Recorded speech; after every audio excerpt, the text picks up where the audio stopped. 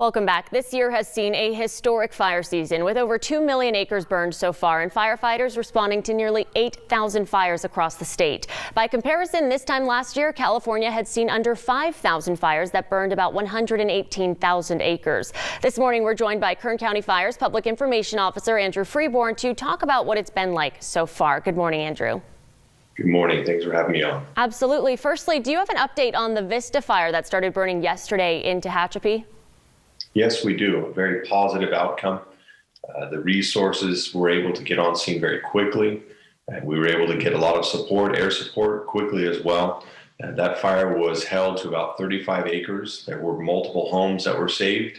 There were a small group of individuals, firefighters, that worked overnight, and we expect to have reached 100% containment this morning. Oh, great news. Well, California is used to fire season, but this year we've obviously seen that huge increase in acres burned compared to last year. So what is making this year so extreme for fire conditions?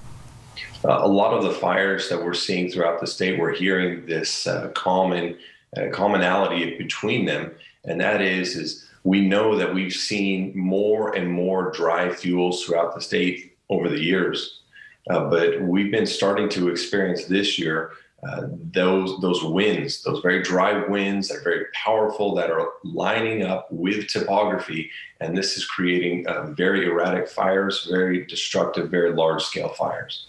So what is your department's biggest concern right now heading into the peak of fire season?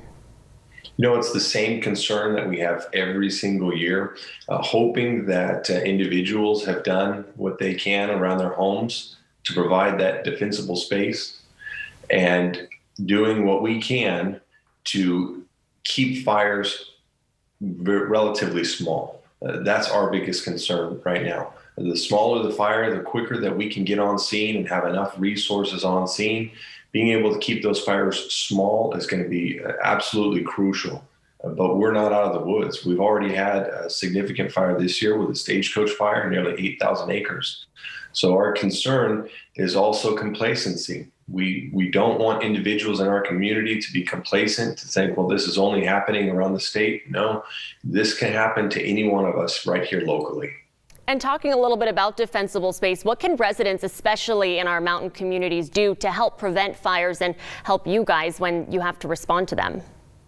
It is definitely a help for the firefighters, having individuals create that defensible space around their home. Of course, we like to see individuals doing it in the early springtime when the weather is still favorable for this. If an individual goes out right now during fire weather, this extreme heat, high winds, there's a chance they could spark a fire. And so we want individuals to continue to maintain that defensible space. It is certainly critical, but we all have to, at this time of year, be very careful with how we go about doing that. But we want to continue to remind individuals to maintain that defensible space. It not only helps to keep a safety area around their home, it gives the firefighters a safe area to work from to defend their home. And was that a factor at all yesterday with the Vista Fire up near Golden Hills in Tehachapi with property cleanups or clearing the brush? Was that able to help you guys get containment so quickly? You know what, it doesn't necessarily contribute to the quick containment. A lot of the containment comes from the firefighters working so hard and getting there quickly. But what you do see a positive outcome from that defensible space is we had the Vista Fire yesterday and we didn't have those damaged and destroyed structures.